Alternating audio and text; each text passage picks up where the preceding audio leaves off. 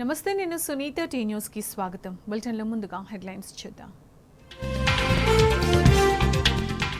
రైతులను జైల్లో పెట్టడం ఓకేనట, పేషెంట్కు బేడీలు వేయడం ఓకేనట, కెమెరాలకు దొరకగానే అధికారులను బలి పశువులను చేస్తున్నారన్న కేటీఆర్.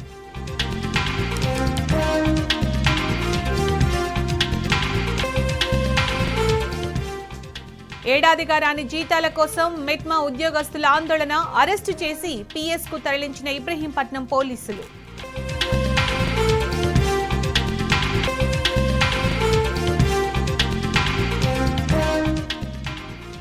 హైదరాబాద్ బేగం బజార్లో విషాదం, భార్య కొడుకును చంపి ఆత్మహత్య చేసుకున్న తండ్రి.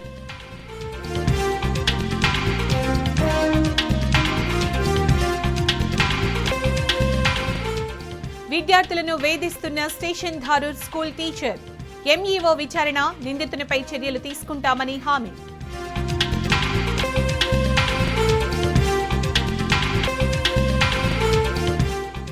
అమెరికన్ ప్రెసిడెంట్ డొనాల్డ్ ట్రంప్ కు అరుదైన గౌరవం, times magazine person of the year గా గుర్తింపు.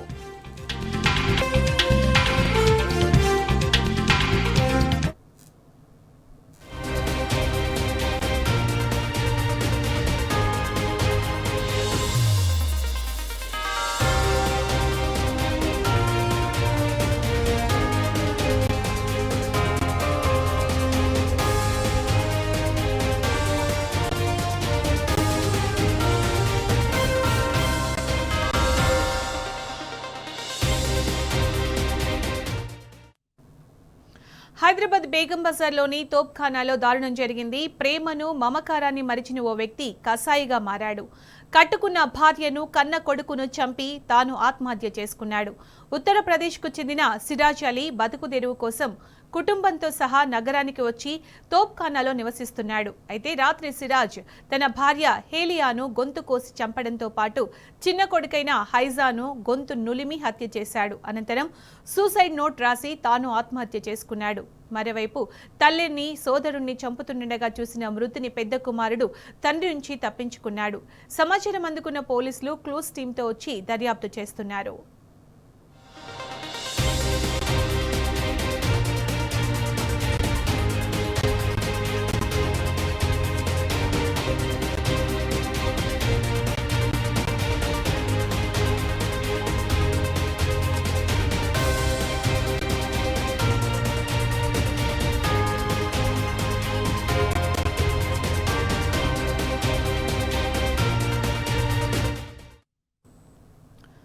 హైదరాబాద్ బేగం బజార్లోని తోప్ఖానాలో దారుణం జరిగింది. ప్రేమను, మమకారాన్ని మరిచిన ఓ వ్యక్తి కసాయిగా మారాడు. కట్టుకున్న భార్యను, కన్న కొడుకును చంపి తాను ఆత్మహత్య చేసుకున్నాడు. ఉత్తరప్రదేశ్కు చెందిన సిరాజ్ అలీ బతుకు తెరువు కోసం కుటుంబంతో సహా నగరానికి వచ్చి తోప్ఖానాలో నివసిస్తున్నాడు. అయితే రాత్రి సిరాజ్ తన భార్య హేలియాను గొంతు కోసి చంపడంతో పాటు చిన్న కొడుకైన హైజాను గొంతు నులిమి హత్య చేశాడు. అనంతరం సూసైడ్ నోట్ రాసి తాను ఆత్మహత్య చేసుకున్నాడు. మరోవైపు తల్లిని, సోదరుణ్ణి చంపుతుండగా చూసిన మృతుని పెద్ద కుమారుడు తండ్రి నుంచి తప్పించుకున్నాడు. సమాచారం అందుకున్న పోలీసులు క్లూస్ టీంతో వచ్చి దర్యాప్తు చేస్తున్నారు.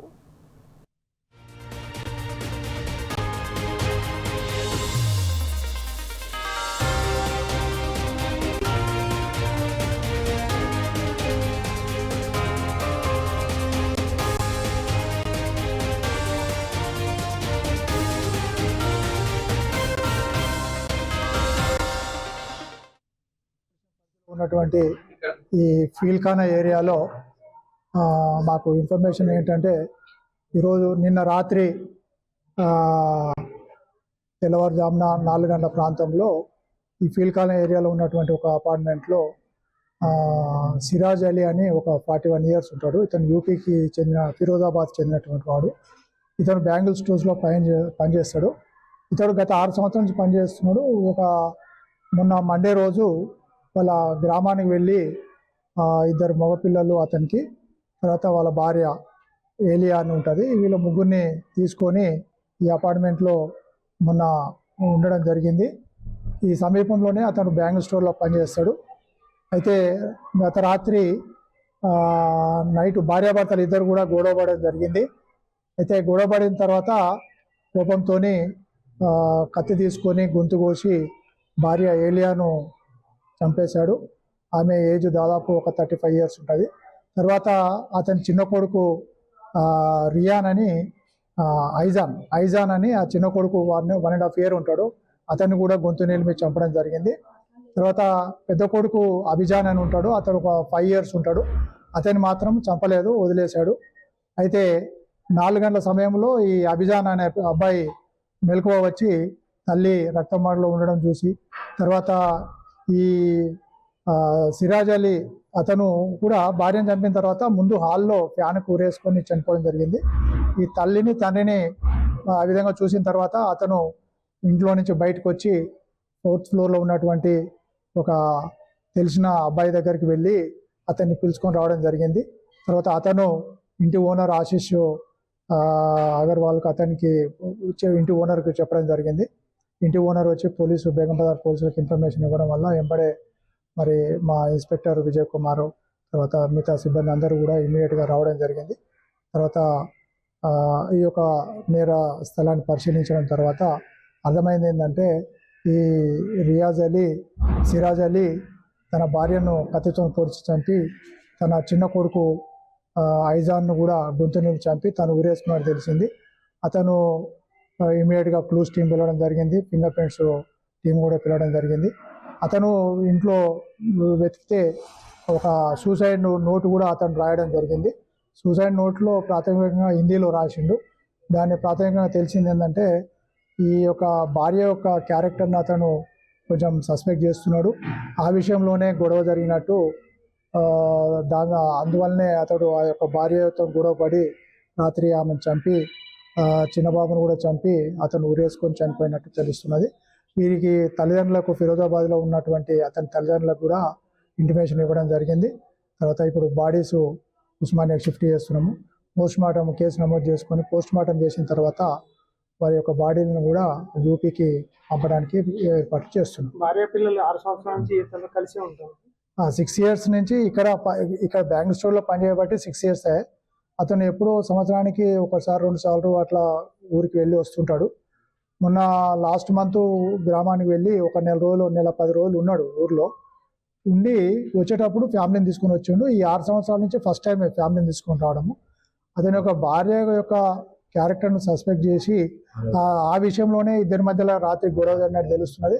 వాళ్ళ బాబు అభిజాన్ ఎవరైతే ఇప్పుడు బతుకున్నాడో ఆ అబ్బాయి కూడా చెప్తున్నాడు, మన పప్ప అమ్మే రాత్మే ఏడా కర్లీ అని చెప్తున్నాడు. సో ఈ విషయంలోనే ఇంకా డీప్గా దర్యాప్తు చేసి ఈ కేసు ఫైనలైజ్ చేస్తాం. అంటే సూసైడ్ నోట్లో ఏం రాసింది సరే? సూసైడ్ నోట్లో ప్రాథమికంగా తెలిసేది ఏంటంటే వాళ్ళ ఈ సిరాజ్ అలీ తన తల్లిదండ్రులకు నన్ను క్షమించాలని చెప్పి రాయడం జరిగింది. తర్వాత తన బాడీలను కూడా ఊరికి పంపించాలని చెప్పి కూడా వాళ్ళ యొక్క బ్యాంగిల్ స్టోర్ ఓనర్ను కోరడం జరిగింది. బంటి సేట్ అని ఉంటాడు. బంటి సేటుకు ఆయన రిక్వెస్ట్ చేసిండు, మా బాడీస్ మా ఊరికి పంపాలా అని చెప్పి రాసిండు. తర్వాత ఎందుకు చంపినా అనే విషయంలో కూడా కొంచెం ఆమె యొక్క భార్య యొక్క క్యారెక్టర్ని కూడా అతను సస్పెక్ట్ చేస్తున్నట్టు తెలుస్తుంది. ఇంకా దాని హిందీలో ఉంది కాబట్టి దాన్ని ట్రాన్స్లేట్ చేపిస్తే మనకి ఇంకా పూర్తి విషయాలు లేదు. భర్తనే చంపి భర్తనే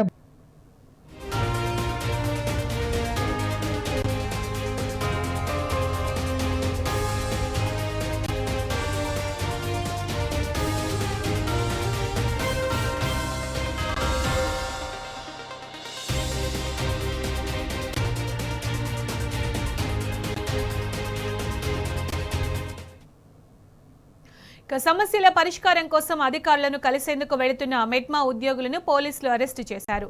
మున్సిపాలిటీలో పనిచేస్తున్న మెట్మా ఉద్యోగులకు గత 7 నెలలుగా జీతాలు ఇవ్వడం లేదు. దీంతో పై అధికారులను కలిసి వినతి పత్రం ఇచ్చేందుకు బయలుదేరారు. దీంతో పోలీసులు అడ్డుకొని ఇబ్రహీంపట్నం పోలీస్ స్టేషన్కు తరలించారు.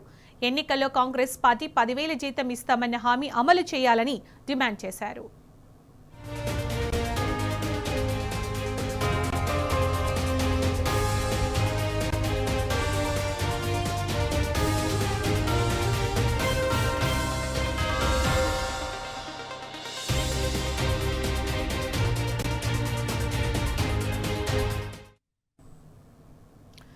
సమస్యల పరిష్కారం కోసం అధికారులను కలిసేందుకు వెళుతున్న మెట్మా ఉద్యోగులను పోలీసులు అరెస్టు చేశారు. మున్సిపాలిటీలో పనిచేస్తున్న మెట్మా ఉద్యోగులకు గత 7 నెలలుగా జీతాలు ఇవ్వడం లేదు.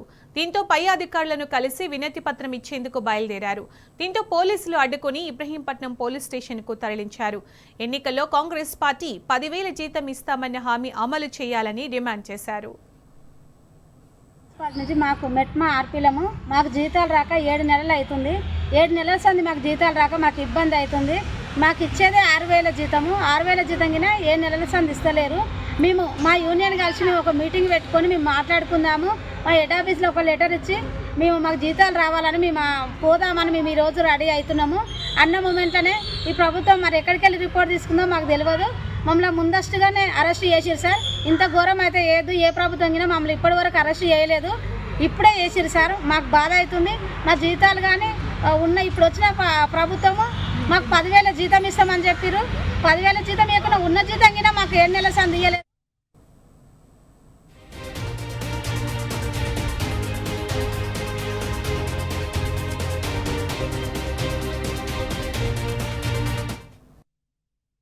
హైదరాబాద్ రాజేంద్ర నగర్లో అగ్ని ప్రమాదం జరిగింది. కిషన్బాగ్ సమీపంలో విద్యుత్ ట్రాన్స్ఫార్మర్ పేలింది. దీంతో మంటలు చెలరేగి సమీపంలో పండ్ల బండ్లు సైతం తగలబడ్డాయి. అటు ఒక్కసారిగా భారీ శబ్దం రావడంతో స్థానికులు భయాందోళనకు గురై పరుగులు తీశారు.